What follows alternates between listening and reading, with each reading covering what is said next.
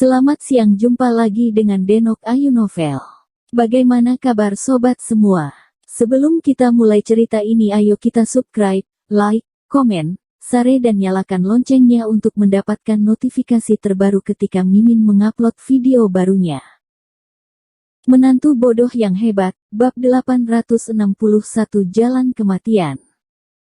Ratusan orang ini bertubuh tinggi dan kuat.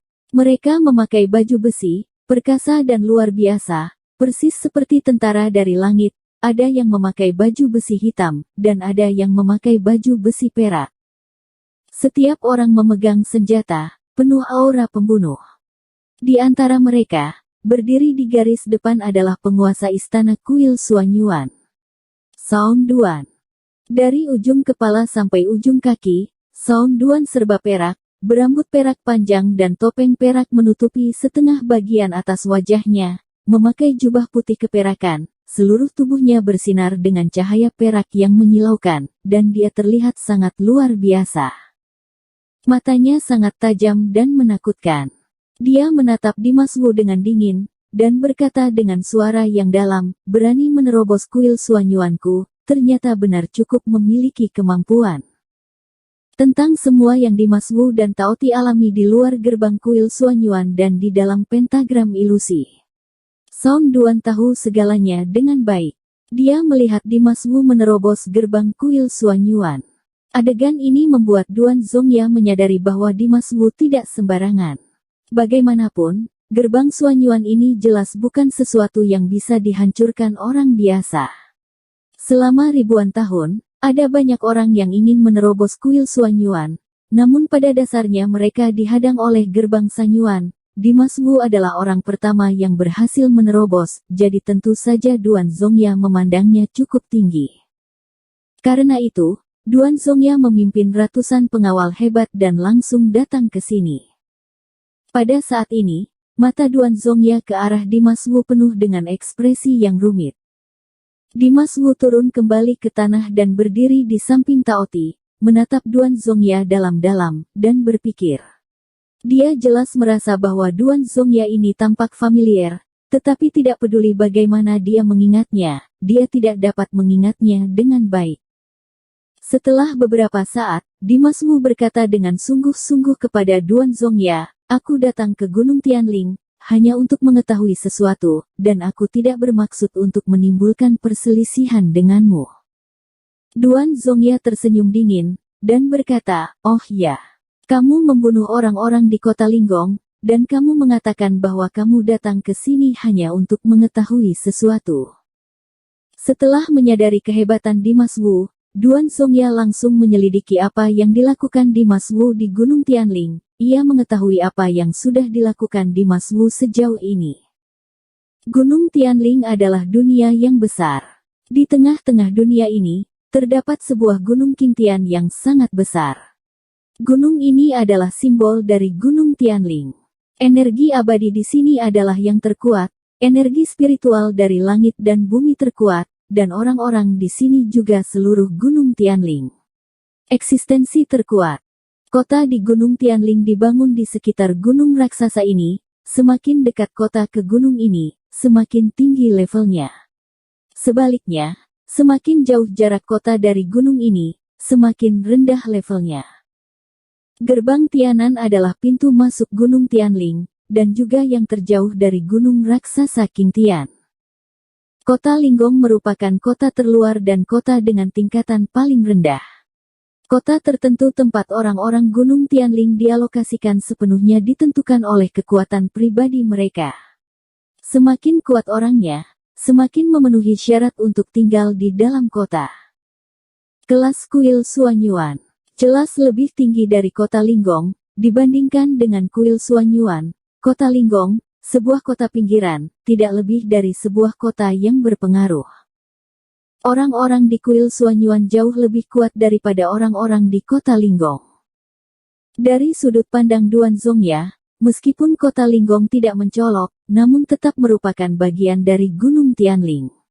Dimas Wu membunuh penguasa kota Linggong dan membantai para pengawal kota Linggong. Ini berarti ia adalah orang yang tidak biasa. Dimas Wu berkata terus terang, aku memberi mereka kesempatan, tetapi mereka tidak tahu untuk menghargainya. Setelah berkata, Dimas Wu tiba-tiba menatap Duan Zongya dengan dingin, dan berkata dengan nada yang lebih serius, aku tidak ingin membuang waktu membunuh orang. Jadi, aku menyarankanmu, jika kamu tidak ingin mati, kamu sebaiknya memberiku jalan sekarang. Setelah mendengar perkataan Dimas Wu, mata Duan Zongya menunjukkan sedikit ejekan, menatap Dimas Wu. Dengan acuh tak acuh berkata, ini konyol, apakah kamu benar-benar berpikir bahwa orang kuil Suanyuanku mudah dibunuh seperti sampah di kota Linggong? Dalam satu kalimat, hal itu melambangkan kepercayaan diri dan sikap Duan Zongya yang tak terbatas, tidak mungkin baginya untuk memberi jalan kepada Dimas Wu yang menerobos. Ketika Dimas Wu mendengar kata-kata itu, wajahnya benar-benar dingin. Dia membuka bibirnya dan berkata dengan dingin, aku tidak ingin membunuh, mengapa kamu harus memaksaku untuk membunuh? Begitu suara itu keluar, Dimas Wu meledakkan auranya, dan roh jahatnya mengalir keluar, mengisi seluruh kekosongan. Duan Zongya melihat roh jahat yang merasuki Dimas Wu, berkata, jika kamu menerobos kuil Suanyuan, hanya ada satu jalan kematian.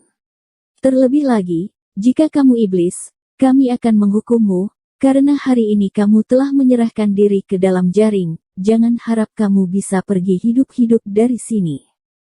Setelah mengatakan itu, Duan Zongya tidak lagi ragu-ragu, dan langsung memerintahkan dengan tajam, pentagram bintang. Orang-orang kuil Suanyuan sangat kuat dan mahir dalam pentagram.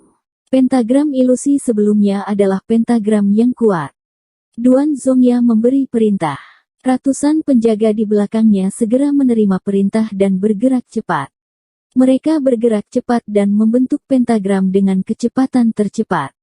Saat sosok para prajurit ini bergegas, seluruh tempat bersinar terang. Perlahan-lahan mulai meredup, setelah beberapa saat, taman besar ini menjadi benar-benar gelap, seolah dalam sekejap, berubah dari siang ke malam. Namun, dalam kegelapan, para penjaga berat itu melepaskan aura energi khusus.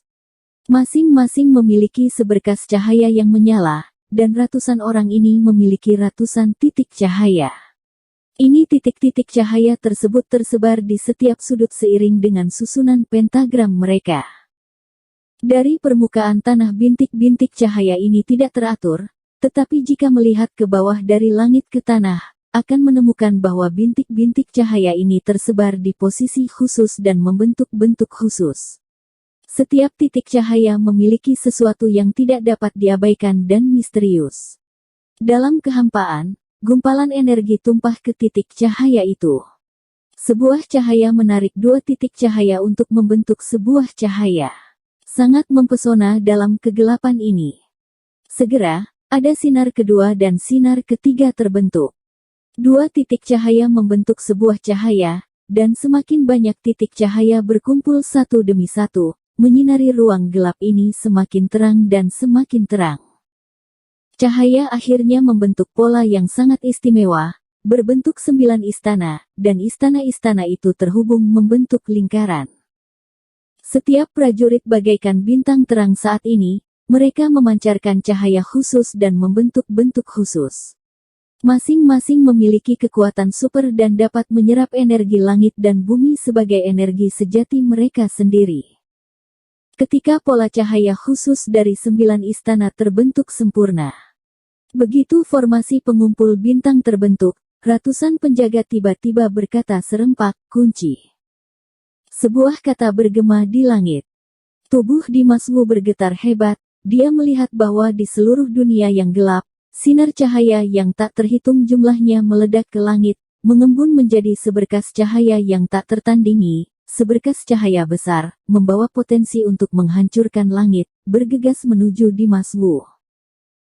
Bersambung. Terima kasih kepada kalian yang telah menonton video ini. Jangan lupa tekan tombol subscribe-nya dan nyalakan notifikasinya untuk mendapatkan video-video seru lainnya dari Denok Ayu Novel.